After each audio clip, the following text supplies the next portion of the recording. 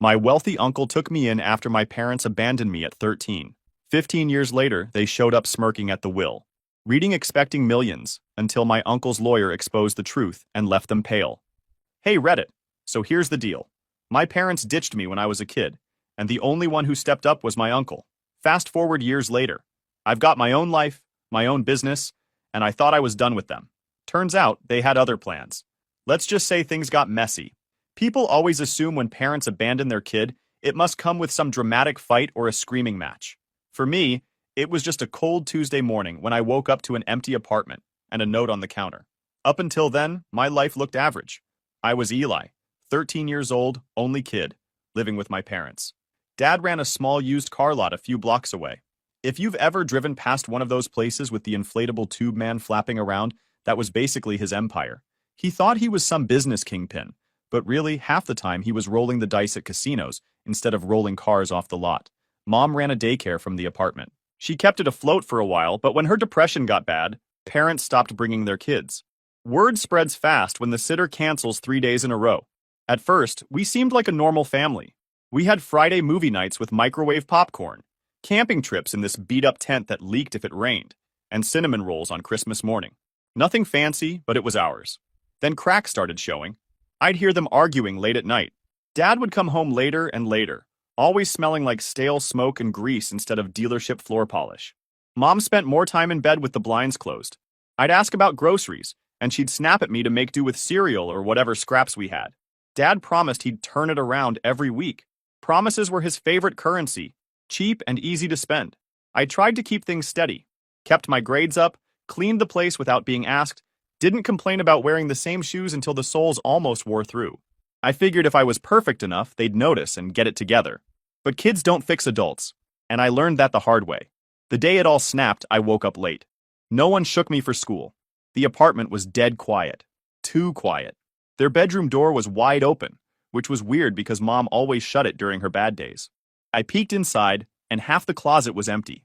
Drawers pulled out, socks and random junk left behind. On the counter in the kitchen, there was a note in Mom's handwriting. Eli, we cannot do this anymore. Your Uncle Victor will take care of you. We are sorry. 16 words. That was it. I called Mom's cell until it went straight to voicemail. Tried Dad's number. Already disconnected. I tore through the place looking for some kind of contact info. An address book. Something. Nothing. Just me, the note, and silence. That night, I stayed up on the couch waiting, staring at the phone like it owed me answers. Day 2, the landlord showed up banging on the door about rent. I told him my parents were away, but he looked at me like he knew better. Muttered something about calling social services. That's when panic hit. By day 3, I caved and called my school counselor. She didn't waste time. Next thing I knew, Child Protective Services was knocking. The social worker, Mr. Olson, had this calm voice, like he was trying to keep me from breaking. He made calls, shuffled papers, and said they found my dad's brother, Uncle Victor. Now, Uncle Victor was basically a ghost name in my family. I'd met him maybe twice. My parents always called him cold, stuck up, and too into his fancy house decor business. He lived in another state, never married, no kids. But guess what? He was the only person who actually picked up the phone when CPS called. When Victor walked in the next morning, it was like a whole different world entered our crappy apartment. Black sedan out front, sharp suit, silver cufflinks, slicked back hair. He looked like he belonged in a boardroom, not my kitchen. He scanned the place, sighed, and said, "Pack what you can carry. The rest can be shipped later." No hugs, no sugarcoating, just straight to business. And that's how my childhood ended. Quiet, messy, and with a stranger who turned out to be the only adult who ever showed up. Victor didn't waste time. While the CPS guy was filling out paperwork, he stood in the middle of our tiny living room like he was doing an inventory check. He didn't look sad. He didn't look shocked. He just looked efficient. "1 suitcase," he told me. "Not 2. We're not hauling junk."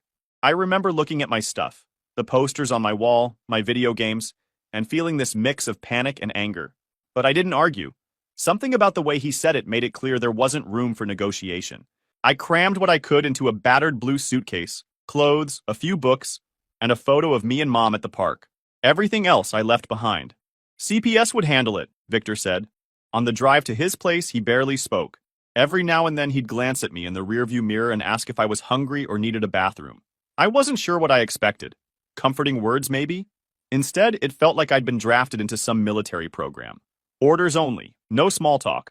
When we pulled up to his house 3 hours later, I realized house wasn't the right word. It was a full-on Victorian mansion, the kind you'd see in some historic magazine. Tall iron fence, manicured lawns, stone statues I couldn't name. I stepped out of the car still in the same hoodie I'd been wearing for days and felt like I'd landed in another planet. Victor walked in behind me, gave the place a once-over and said, "Don't touch the curtains with dirty hands. Breakfast is at 7 sharp. That's all." Then he left me standing there. That night, I didn't cry. I was too wired. Everything felt temporary. Like if I messed up, he'd call CPS and send me off somewhere else. I stayed awake staring at the carved ceiling, promising myself I'd play by his rules until I figured out an escape route if I needed one. The rules came fast. Shoes off in the house, homework at a desk, not on the couch, piano practice for an hour daily. Didn't matter that I had zero talent. I broke almost everyone in the first month. Not even on purpose half the time, just because I wasn't used to structure. I'd wander into the kitchen at 8 and find the stove cold, him reading the paper. "Kitchen closes at 7:30, he'd say without even looking up. No yelling, no guilt trips, just consequences. That was the thing about Victor. He didn't operate on emotions. He was more like a boss than an uncle. If homework wasn't done, my weekend plans were canceled. If I didn't follow through, privileges were gone. He never threatened to get rid of me, though. That was the difference. Every punishment had an endpoint, and once it was over, life went back to normal. The first crack in his steel wall came about 2 weeks in. I was in my room looking at an old photo of my parents on their wedding day. I didn't hear him come in. He saw me trying to wipe tears without being obvious. Instead of some speech, he just handed me a handkerchief, sat on the edge of the bed, and stayed there until I pulled myself together. No advice, no pity, just presence. Weirdly, that was better than any "I'm sorry" could have been. Victor's life ran on systems. His company, Hughes Home Collections, wasn't just some furniture shop. He'd built a whole chain of upscale decor stores across 3 states. He treated everything like business, even me. On weekends, he'd drag me along to meetings. "Watch how they talk," he'd whisper. "See who speaks first, who gives in, who keeps eye contact." I was 14 and learning negotiation tactics before I even learned how to do algebra. But don't get me wrong, he was strict as hell. I got grounded for not shining my shoes before school. He once made me rewrite an essay 3 times because I used cool instead of effective. And if I rolled my eyes, he'd arch an eyebrow and say, "Careful, Eli. The world won't bend just because you're irritated." Still, under that sarcasm, there was something solid. Unlike my parents, he didn't vanish when things got hard. I tested him 100 times that first year, skipping piano, sneaking TV on weeknights, trying to see if he'd throw me away like my parents did. He never did. Punished me, sure, but he stayed. And slowly, I realized this wasn't temporary. Looking back, that first year with Victor set the foundation for everything that came later. At the time, though, all I knew was that I'd gone from abandoned kid in a crappy apartment to living in a mansion with a sarcastic, rule-obsessed uncle who somehow made me believe I wasn't disposable. And even though I wouldn't admit it then, a part of me started to think maybe this wasn't the worst deal after all. Victor wasn't the type to let you coast. He saw my grades from public school and basically said, "This won't cut it." Before I knew it, he had me enrolled in Westfield Academy. The school was brutal. The classes were harder than anything I'd ever seen. Kids talked about summer trips to Europe while I was still figuring out which fork to use at dinner, thanks to Victor's constant table manners drills. First semester, I was drowning. I'd spend hours at my desk, chewing through textbooks, and still end up barely scraping by. Victor's reaction wasn't sympathy. One night, I came to dinner almost in tears over geometry proofs. He put down his fork, gave me that look like I was wasting oxygen, and said, "Your circumstances changed through no action of your own, but your response is entirely your choice. Use the opportunity or waste it. I don't invest in lost causes." That pissed me off, but it also hit me. He wasn't going to hand me pity points. If I wanted to belong in that school, I had to grind. So I did. I hired a peer tutor with the allowance he gave me. I built study groups. By the time junior year rolled around, I'd clawed my way onto the honor roll. Victor noticed. He didn't say good job or pat me on the back. He just tossed a new leather briefcase on my bed one morning and said, "You'll need this." That was his version of proud. At home, discipline wasn't optional. I used to think he was just being controlling, but then I realized it was training. He wanted me sharp, organized, and ready to operate at his level. It annoyed the hell out of me at the time, but I started noticing how those habits actually gave me an edge. Teachers at school would comment on how prepared I was. Classmates asked how I always had notes ready. The answer? Victor didn't tolerate half effort. The real clash came during college applications. I had it in my head I'd go to State University. A bunch of my friends from Westfield were heading there. And honestly, I just wanted something familiar. Victor wasn't having it. He walked into my room one night, dropped a stack of brochures from Ivy Leagues and top-tier schools, and said, "These. Apply to these." I lost it. "Why do you care where I go? State's a good school. It's my life, not your project." He stayed calm, of course. "Your friends are thinking about social lives. I'm thinking about your future. You have potential. Don't waste it hiding in your comfort zone." That set me off more. "I never asked to be your project. Maybe I just want normal for once." His reply was cold but sharp. "And I never asked to be your guardian. Yet here we are. I'm giving you opportunities your parents never had. You're welcome." That shut me up. Not because he was wrong, but because it was the first time he admitted the obvious. Neither of us had asked for this arrangement, but we were stuck in it. And in his own way, he was trying to give me a shot my parents never would have. Later that night, he actually opened up. Something he almost never did. He told me my dad had been brilliant at math, but never got to college because their parents couldn't afford it. That he worked a gas station job while Victor got the scholarship. "He resented me for years," Victor said. "Your mother was smart too, but her chances dried up. I won't let that happen to you." Hearing that changed things. It didn't make him warmer, but it explained why he pushed so hard. For him, this wasn't just about me. It was about breaking a cycle. I ended up applying to 7 schools, just to prove I wasn't afraid. Got into 5. Chose Northwestern. Good balance between prestige and distance. When the acceptance letter came, Victor didn't smile or cheer. He just handed me a pen and said, "Sign it. Tuition's covered." That's how he was. No drama, no sentiment, just action. And as much as I wanted to rebel, I couldn't deny it. His way was working. By the time I packed for college, I wasn't the same kid who had walked into his mansion with one suitcase. I was sharper, more confident, and maybe a little more like him than I wanted to admit. College was the first time I felt like I had breathing room. Northwestern wasn't easy, but compared to the boot camp that was Victor's house, it almost felt manageable. I knew how to wake up early, manage my time, and grind harder than anyone else around me. While other kids were missing classes because they partied too late, I was showing up, briefcase in hand, already 5 steps ahead. I joined clubs, pushed myself into group projects, and found out I had a knack for design and marketing strategy. Victor's observe everything lessons actually paid off. I could read a room, figure out who was bluffing, and use silence to push people into filling gaps. It made presentations feel like negotiations, and professors noticed. Victor didn't soften much while I was gone, but distance changed our relationship. Calls became less formal. Sometimes he even cracked a joke, usually sarcastic. Like when I complained about dining hall food, he said, "Good. Consider it training for the real world, where everything tastes bland if you're doing it right." Every summer, I worked at Hughes Home Collections. Victor didn't just throw me into easy tasks. He rotated me through departments like he was testing me. Inventory one summer, vendor negotiations the next, then marketing. By the time I graduated, I knew the business inside out. After graduation, I moved back into the mansion. This time not as a lost kid, but as the company's new marketing director. We had a routine, 2 independent men sharing the house, sometimes having dinner together, sometimes just passing each other with nods. It was comfortable. Strict still, but comfortable. For the next 6 years, I worked my way up. First as an assistant marketing director, then running the whole function. We rolled out 2 new store formats, rebuilt vendor contracts, and stood up an e-commerce engine that actually made money. By then I was 27. Then everything shifted. Victor sat me down one night, uncharacteristically quiet, and dropped the word leukemia. No buildup, no soft tone, just straight facts. It's advanced.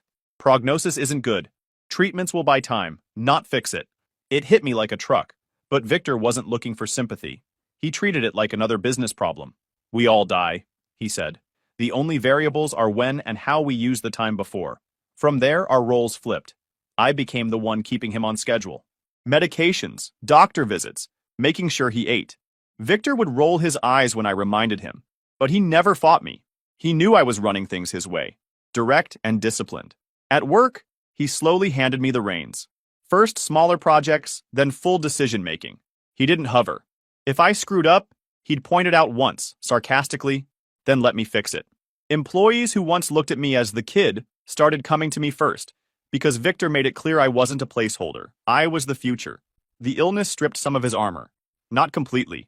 He'd still bark out sarcastic lines even hooked up to IVs. But in quieter moments, he showed a side I hadn't seen.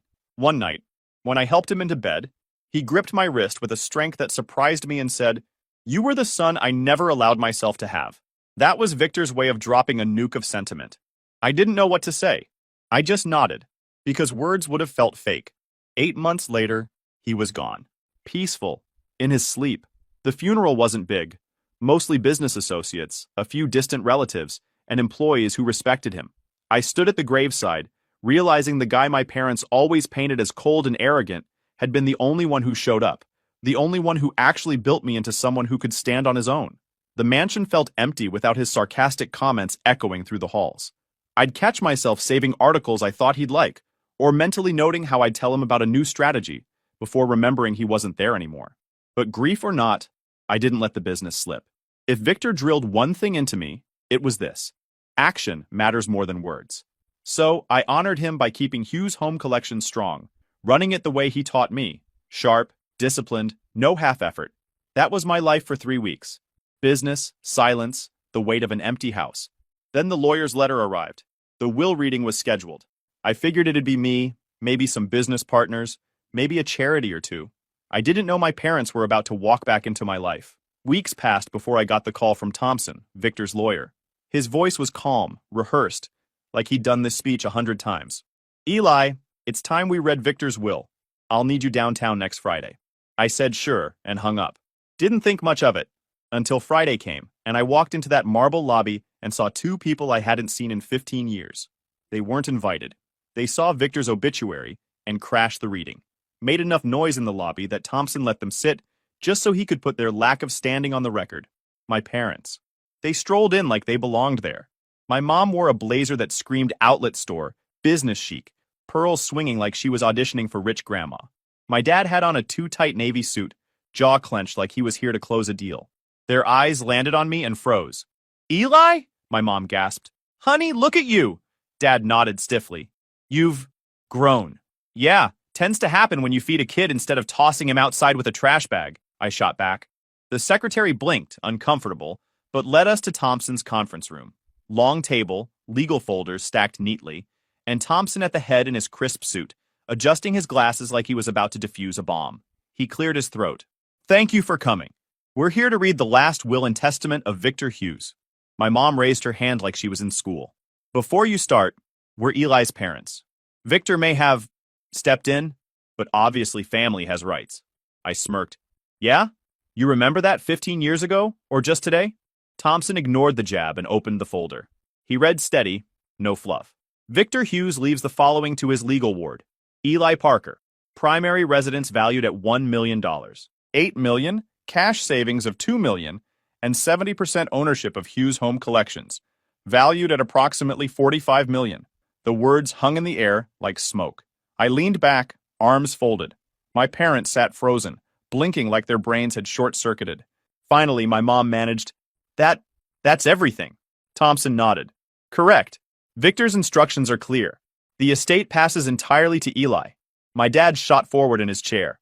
"This is outrageous. Victor manipulated him. We should at least be co-managers. Eli is young. He needs guidance." I laughed. "Guidance? You guys couldn't guide me to a bus stop." Thompson lifted his hands. "I understand emotions are high, but Mr. Hughes's wishes are explicit.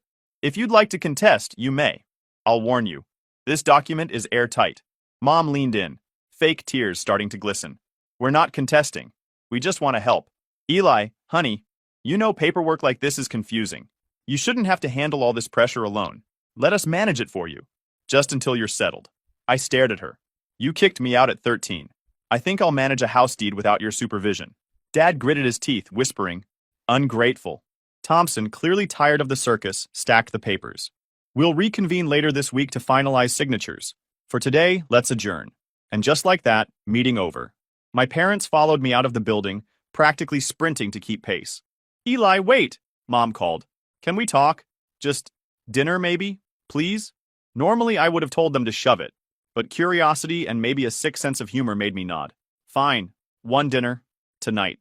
We met at some mid-range Italian place near my place. They were already seated when I arrived. Menus untouched, faces rehearsed. Mom started soft. We made mistakes. We know that. But you have to understand. Your father had problems back then. Gambling issues. It ruined our finances. And me, well, I was dealing with depression. We weren't ourselves. I stirred my water with the straw. You don't say. I thought kicking your kid out was just a new parenting trend. They laughed nervously, then exchanged a glance. And just like that, the sympathy act cracked. Dad leaned in. We need help, Eli. Things haven't been easy. We're in debt. Your mom's medical bills alone. Mom cut him off, voice low, urgent. If you could spare 100,000 just to get us stable again? I barked a laugh so loud the waiter looked over. 100 grand? That's your opener? Not even a warm-up, just straight to six figures? Dad's face went red. You have millions now. Don't act like this is difficult. I leaned back, arms wide, enjoying the performance. Correction. I have millions. You have pasta you haven't ordered yet. Mom's voice sharpened. We're your parents. We deserve consideration. I shrugged. You deserved consideration 15 years ago. You didn't want it then.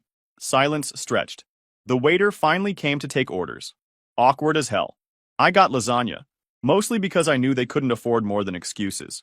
Dinner ended quick. They pushed again for money. I told them to get jobs. Dad muttered something about ungrateful kids ruining family legacies. Mom dabbed her eyes with a napkin, like she was auditioning for sympathy. When I walked out, I felt lighter. Not because I'd seen them again, but because I finally knew for sure. Nothing changed. Same entitlement, same games. The only difference was this time, I had the upper hand. And watching them squirm for a handout, honestly, that was worth more than the inheritance itself. A week later, I was back in Thompson's office. This time, it wasn't just me and him. My parents had dragged in their own lawyer, a guy in a wrinkled gray suit who looked like he got lost on the way to traffic court. They strutted in behind him like royalty, shoulders back, smirks plastered on their faces, like this was going to be their victory lap. Ready to correct this little misunderstanding, my dad said, dropping his briefcase on the table like he was about to buy the building. Misunderstanding? I asked. Yeah, must have slipped Victor's mind when he raised me for 15 years and you didn't. Mom gave me her fake smile, the one that used to fool teachers but never me. Eli, honey, we're not here to fight you. We just don't want you to drown in responsibilities you don't understand. A company worth millions, properties, assets? This isn't a toy box. I leaned back in my chair. You're right, it's not. That's why Victor actually trained me for this stuff while you were too busy pretending I didn't exist. Thompson cleared his throat and slid a binder across the table. Before this meeting continues, there are a few clarifications we need to put on record. The parents' lawyer puffed up. We're prepared to challenge the will. These parents were clearly cut out unfairly. This boy, he pointed at me like I wasn't in the room, was manipulated. I grinned. Love when I get downgraded to this boy. Makes me feel like a gladiator about to crush someone. Thompson didn't even blink. He opened the binder and started laying it out, page by page.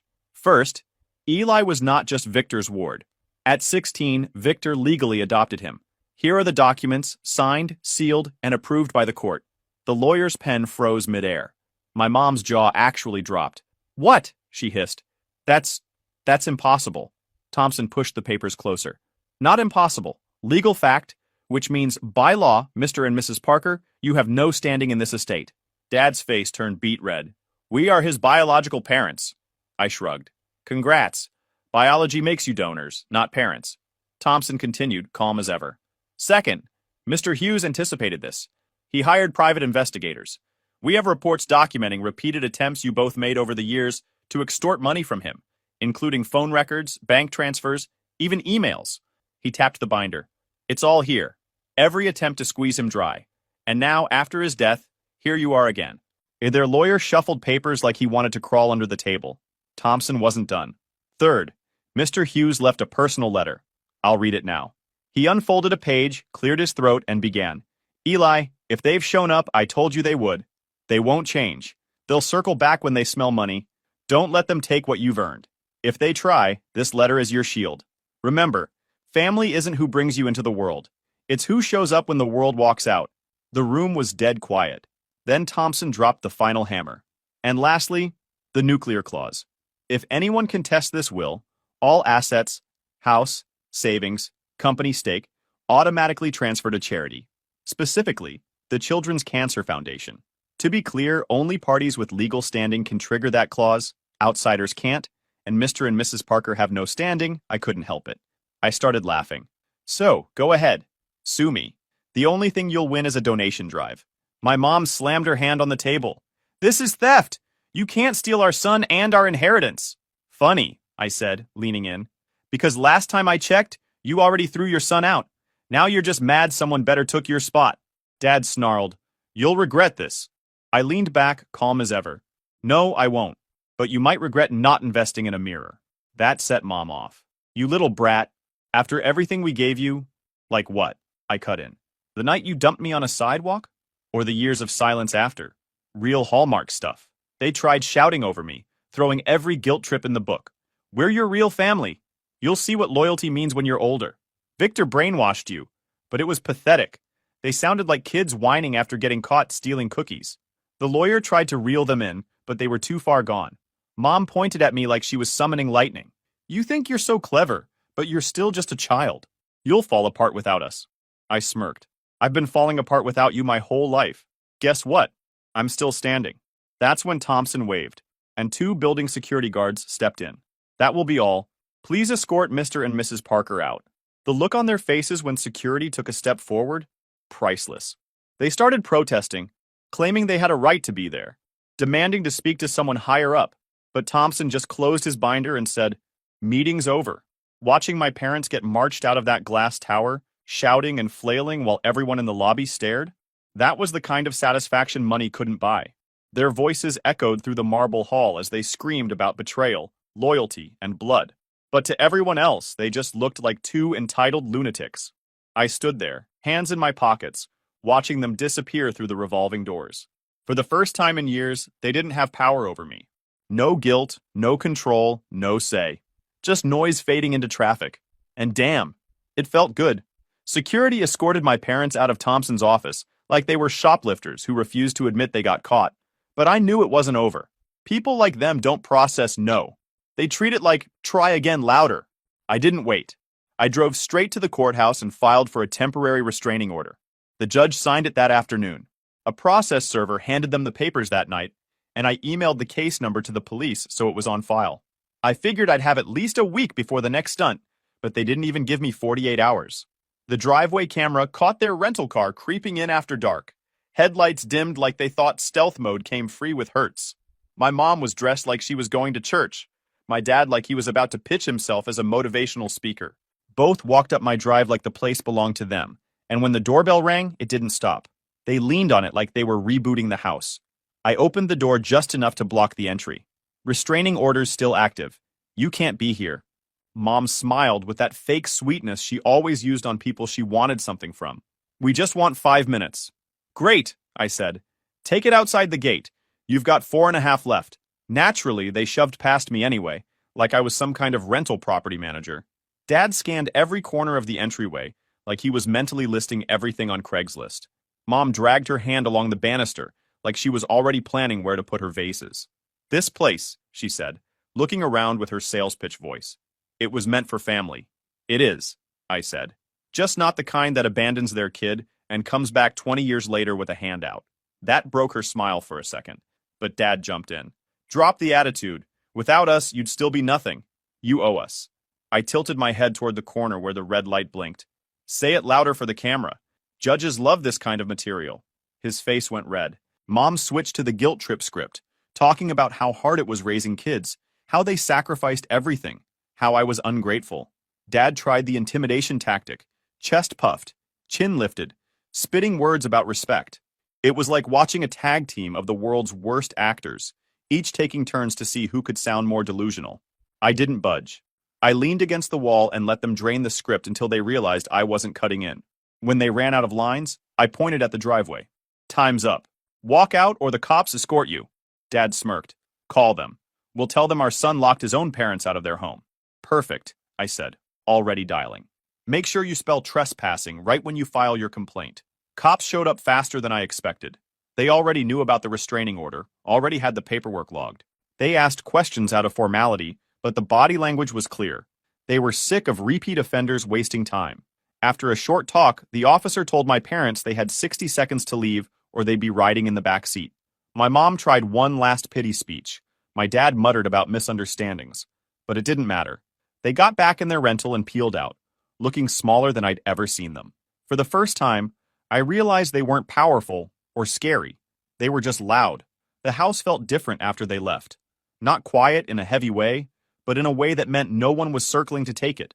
It was mine, Victor's legacy, and I wasn't going to let two freeloaders who happened to share my DNA rip it apart. I didn't waste time. The next morning, I met with the operations lead and finance head. We tore into the company like Victor would have wanted. No fluff, no dragging dead weight. We cut the products that didn't sell, fixed the shipping system that had been bleeding money, and overhauled the online store so it didn't look like it was built on dial-up. We axed ad spending that wasn't converting and doubled down where it did. Within 2 months, online sales doubled. The physical stores finally moved inventory because we stopped letting boxes rot in the back. By the end of the quarter, we approved 2 new expansion sites, the exact ones Victor had circled in his notes years before. Except this time, it wasn't a gamble. It was controlled, clean, and profitable. The employees noticed. At first, they treated me like the kid who got lucky because his uncle left him a company. But when problems started getting solved before they snowballed, when paychecks landed on time, and when I was actually there instead of hiding in some corner office, they started bringing me real issues before they became fires. That's how you win trust. Not with speeches, but with reps. At home, I kept running through Victor's notes. There was one box I hadn't opened until recently, a wooden chest he kept locked. Inside were ledgers, letters, and a stack of envelopes. Each was labeled with a year, his way of leaving me breadcrumbs. The most recent one said, "When you're ready." Inside a single sheet of paper. Trust yourself. Don't wait for permission. Build it better than I did. Short, sharp, straight to the point, just like him. I still kept the cameras rolling. Maybe my parents would try again. Maybe they wouldn't. Entitlement doesn't die. It just hides until it thinks you're tired. But I wasn't tired. Every time I drove past the lot with our new store breaking ground, every time a balance sheet showed black instead of red, every time I locked up the house knowing it was safe, it felt like another nail in the coffin of their control. They had their shot when I was a kid. They threw it away. Victor picked it up and turned it into something. And now it was on me. Not to keep it alive, but to make it thrive. That's what kept me moving forward. The last time I saw my parents was a grainy clip from a camera outside the gate. They drove by slow, windows down, staring like tourists who couldn't afford the ticket inside. They didn't stop. They didn't ring. They just looked, probably realizing the only way they'd ever see the inside again was through the security feed. I didn't wave. I didn't even step outside. I just let the camera record them driving away, smaller and smaller, until they disappeared. Victor once told me, "Some people grow when they lose power. Others shrink. Your parents? They'll shrink. You better grow." I didn't get it then. Now I do. And standing in the office with our quarterly numbers on the screen, hearing employees joke in the hallway, watching construction crews break ground on new stores, I knew I had.